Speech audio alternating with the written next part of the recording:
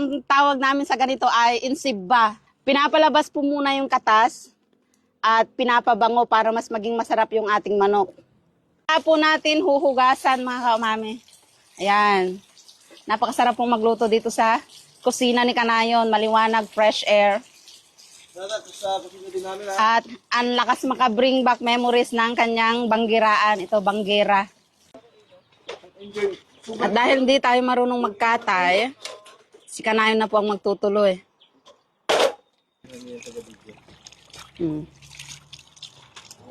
At kailangan din po natin ng tanglad. Okay. At ipinaghihiwa na po tayo ng bawang at sibuyas ni Kalabas. Paano naman dyan mga kaumami? At kailangan natin ng talbos ng sili sa ating tinola. Ito po ang nagpapasarap sa tinola. Lalo na kapag native.